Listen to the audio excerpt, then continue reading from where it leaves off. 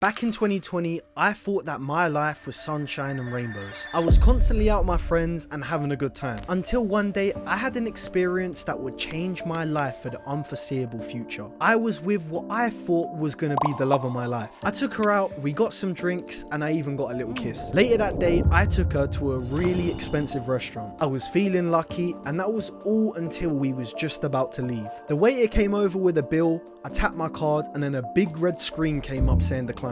However, I knew that I wasn't broke. I saved money for this specific occasion. So I go to the bathroom, I check my balance, and it was at 97p, I kid you not. This was the day that I knew something had to change for me. So let's take it straight back to the start. When I was a kid, all I used to watch was YouTube. All the other kids would sit there and watch TV shows. Not me.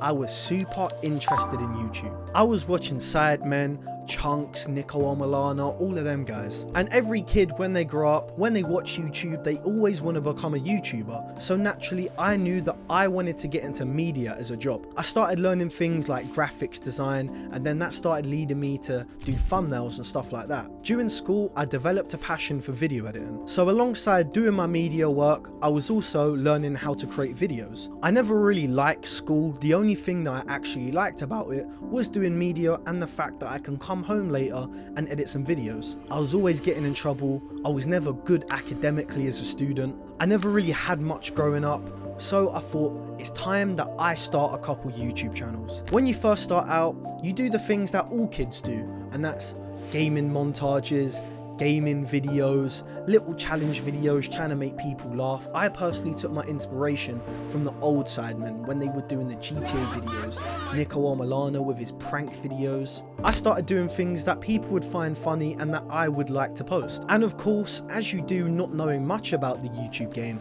I failed miserably. Every channel that I did, nothing ever worked out. I didn't even get past 100 subscribers. It wasn't until a year later that I started getting into YouTube a bit more, and then I co-owned the channel with one of my friends and it actually started popping off. He knew a lot more about YouTube than me, but he decided to teach me and show me exactly how to do it properly. So as soon as I started understanding how YouTube actually works, not just the content that you post, but the actual analytical side behind the video, I was instantly hooked. I would sit there every day, watch my analytics and see it go rise up in numbers every single day. It was a huge awakening for me because, to be honest, just watching YouTube, you don't think that this much effort goes in behind the scenes.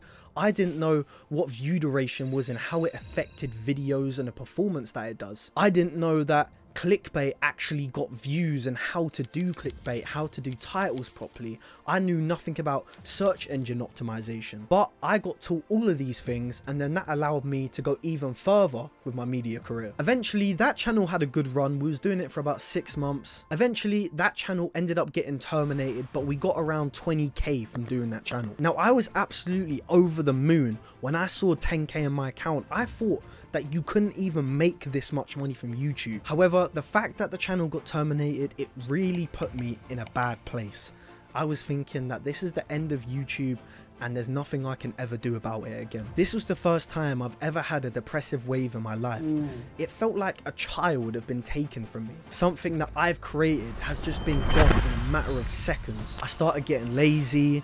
I was spending my money on the wrong things.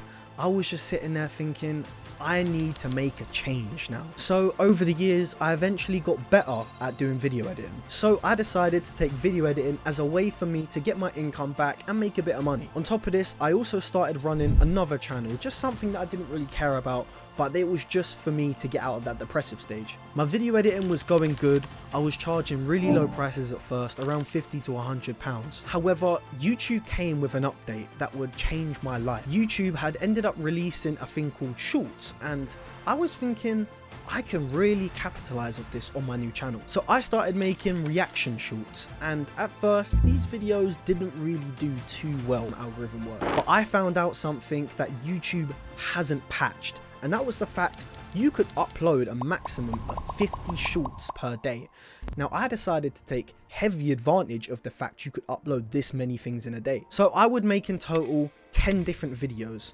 Then what I would do, I would re-edit them, so that way I could upload 50 times in a day without technically getting banned for spamming. So within the next 2 weeks, the channel ended up getting full monetization, and it also got 10 million views in total. The shorts money was not crazy compared if you got 10 million views on a long form, which you'd probably get around 20-30k from, depending on your CPM. But I got around 5k from it, and I used this money to start up more channels. However, eventually the shorts method that I used, 50 shorts per day, got patched, and all of these channels that I made was banned within a matter of days. I remember the exact day that I opened my email and I saw that one of my channels got terminated, and I thought, no, one of them got terminated? Damn.